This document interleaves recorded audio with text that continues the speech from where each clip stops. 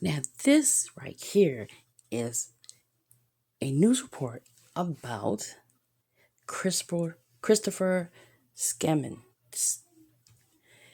the guy that killed Jeffrey Dahmer. And here we go. No, you know what? Also, now Jeffrey Dahmer, he sit there and bragged about how he killed these people. And then when he got on a news report, he acted all proper. And they said that Jeffrey Dahmer, was a type of person that can persuade you that he's a nice person and that he's never will hurt anyone.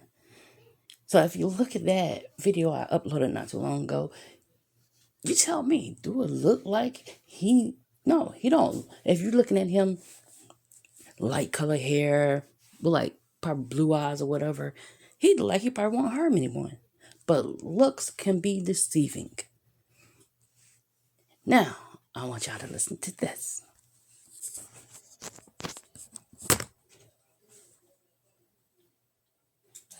Murdered in 1994 by a fellow inmate serving time in the same Portage, Wisconsin prison.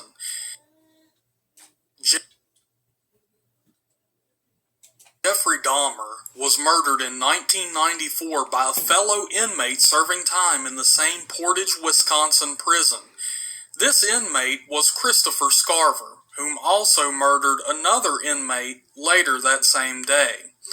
Now, keep in mind, there are multiple sides to every story, and unfortunately, we only have one side of this story, and that would be Scarver's side. Scarver said that he kept his distance from Dahmer while in prison because Dahmer had developed friction with other inmates. Some people who are in prison are repentant, but he was not one of them. Scarver said that Dahmer, while eating, would arrange his food in certain shapes to represent human limbs, and then he would cover the food with ketchup, as if to represent blood. I never interacted with him. Until November 28th, 1994, that is. Dahmer, Scarver, and another inmate were instructed to clean the bathrooms, which left them unshackled, and they were not monitored by staff at this point in time. Scarver, at some point, had acquired a newspaper clipping which detailed the murders Dahmer committed. Needless to say, Scarver wasn't a fan, and found the details to be, quote, disgusting. And despite this, the inmates still tried to work together. That is, until Scarver went to retrieve a mop and felt someone poke him in the back while he wasn't looking. When he turned around, he saw Dahmer and a fellow inmate, quote, laughing under their breath. I looked right into their eyes, and I couldn't tell which had done it. Scarver didn't retaliate at that point in time. Instead, he waited for all of them to go their separate ways, and that's when he decided to follow Dahmer to the locker room and confront him. He pulled out the newspaper clipping he had obtained and presented it to Dahmer, asking him if he'd really committed those horrible crimes. At that point, Dahmer tried to make his escape from the locker room, but things turned violent. Scarver took out a metal bar, which he'd stolen earlier from the prison's weight room, and proceeded to strike Dahmer with it, crushing his skull. He then sought out the other inmate involved in the back-poking incident, Jesse Anderson, and killed him in the same manner. Scarver went on to say that he believed prison officials actually wanted him to kill Dahmer. He believes they knew that he didn't like Dahmer, so they paired them up intentionally. They had something to do with what took place. In the aftermath, Scarver was sentenced to serve 2 more life sentences on top of the one he was already serving. And this is what happened the day Jeffrey Dahmer was murdered in prison.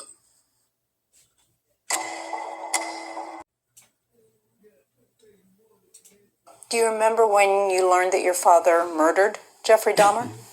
Yes. It was about 10. I saw it on TV, and that's how I found out. So, yeah. So you suddenly see your father? Yeah, it's a big picture of him popped up, and I was just shocked at that point. 50% of the kids in juvenile detention have a parent incarcerated. And we're really trying to slow this down.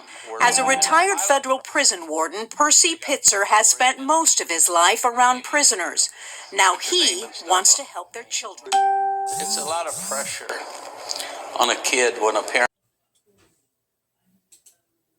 who murdered notorious serial killer Jeffrey Dahmer while in prison. Do you remember the first time that you heard the name Jeffrey Dahmer? Heard it a lot growing up. That's all I heard. When I was young, I didn't know what it meant, obviously. But, that name, it's been around me for my whole life, so. Chris Scarver, a senior at Bethany Lutheran College, has lived with the secret his whole life, but is finally ready to talk about it. He was born just after his father, also named Christopher Scarver, committed a murder that would land him in jail with Dahmer. It was a cold-blooded killing of a job trainer in Milwaukee. For a long time, I believed he was going to come home, man. I always kept that hope. And then, after a while, I just said, I don't know. It just hit me that maybe it won't happen, and I got mad, and that turned into anger. And then his father committed another crime that ensured he would never be coming home. He bludgeoned Jeffrey Dahmer and another inmate to death in the prison gym. Do you ever think about because there's still a question as to whether guards may have set up your father because he should not have been left alone with the other two men in prison. I think about that all the time, and it makes me wonder if he even did it. Chris understands, however, his father pleaded no contest to the murders and is now serving 3 life terms in Colorado. But Chris said he also knows something else. His father saved his life from becoming one of those statistics. But I was actually starting to go down the wrong road, and I started to, that's why I wrote him. I didn't know what to do. I needed some guidance, and I just told him everything that I was going through and how I felt about me and his relationship, all those built up years, all that pain that I had. I finally just let it go and just, talk to him. And his father wrote right back with advice. Tough times don't last. Tough people do. And you are the toughest kid I know. Chris so credits his father with putting him back on the right road, he keeps a prison photo of his dad on his dorm room door. I hit the door like this just to say, okay, this is what you're doing this for. Look, did you know there was a government-funded education grant? Now, what do y'all think about that? Chris Scabney, or whatever his last name is. It doesn't matter the last name. His name is Chris. Now, he said that he believed that they set his father up. Now, if you know Jeffrey Dahmer and the other one, they was 2 guys that was mass murderers.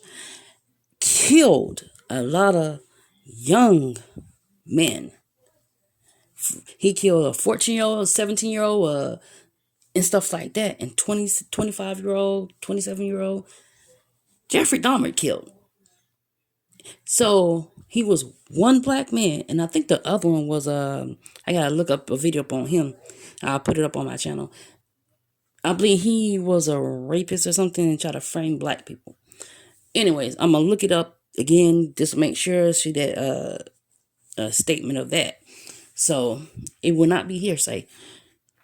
But why would they have 2 serial killers? Now, his dad went to jail because he killed his, I think, boss or something, because he was in a reform program, and I think they said that I've been trying to look for that video, that one I had, the news reporting I heard before, that he killed his boss because the other one that got fired promised him that he would be able to work there, and that didn't happen. So I'm guessing it was like when you get in trouble, you got to do that free thing, like 100 hours or whatever, probation type thing.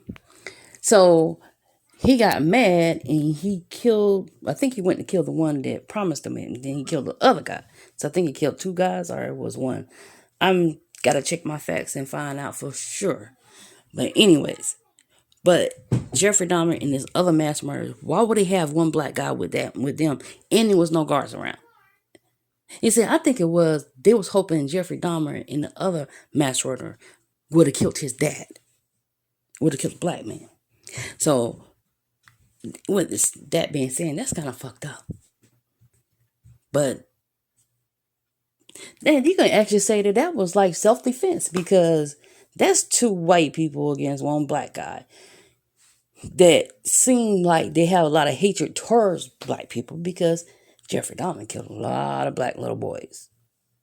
Lot. In the positions that he took of their dead bodies is sick.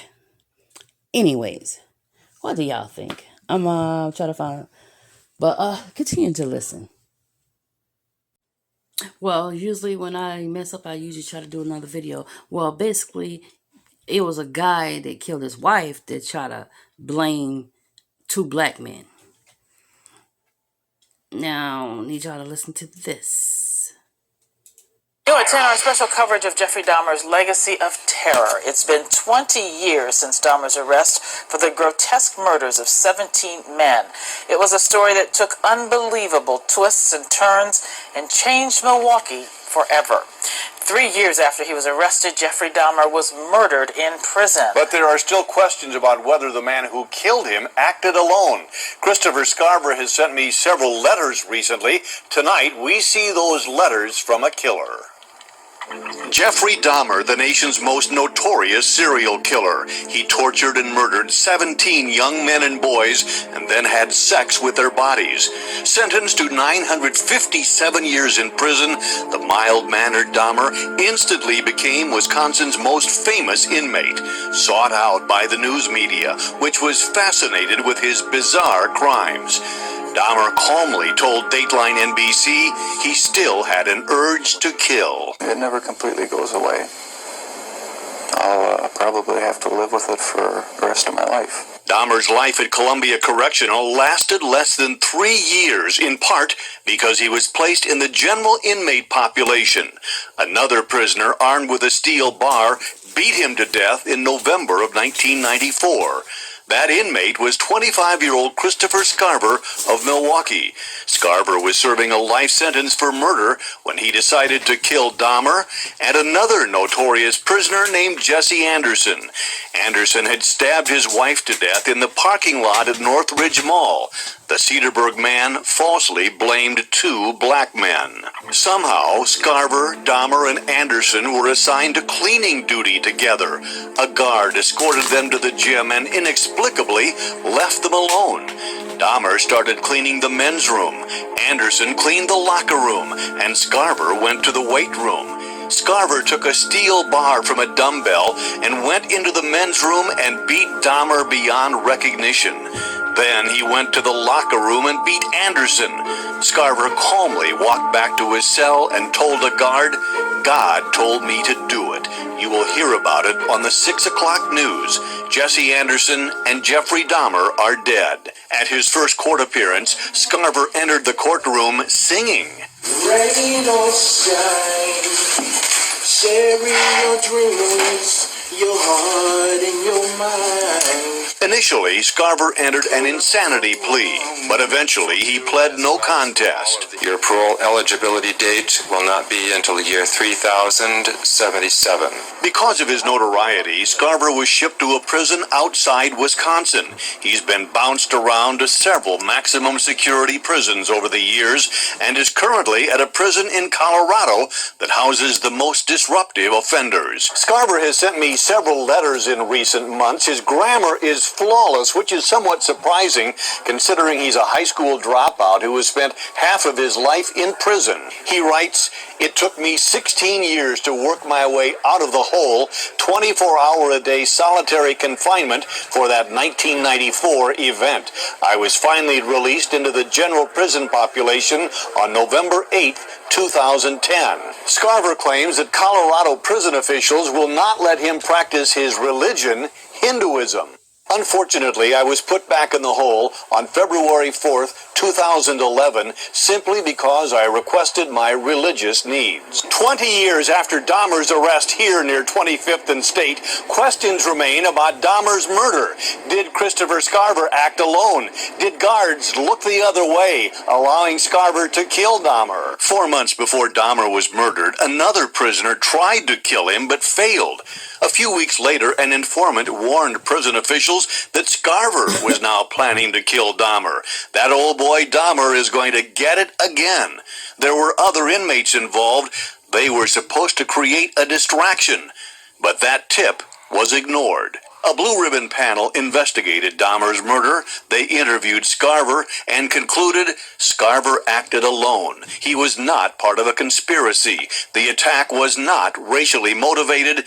Scarver found both Dahmer and Anderson unfit to live. In my exchange of letters, I asked Scarver about the attack. Why? How? Did anyone else help? He has yet to answer those questions. In his most recent response, he wrote, "I'm in the hole again. Respectfully, humbly, sincerely, Christopher J. Scarver, Deep Segregation, B1." Christopher Scarver is such a high security inmate that prison officials in Colorado will not even confirm that he is in their custody, despite the fact that he has sent me all of these letters. Now, if Scarver ever does answer my questions, it could finally end the debate over whether Christopher Scarver acted alone when he killed Jeffrey Dahmer and Jesse Anderson.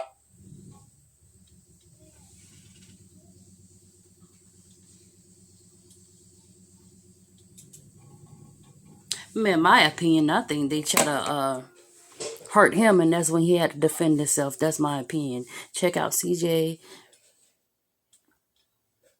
Robinson Jr. the show. CJ Robinson Jr. the show. Check his channel out. He's gonna be doing on this also. He's gonna be reading a lot. And I'll show pictures. But anyways, y'all have a nice day. And what y'all think about that?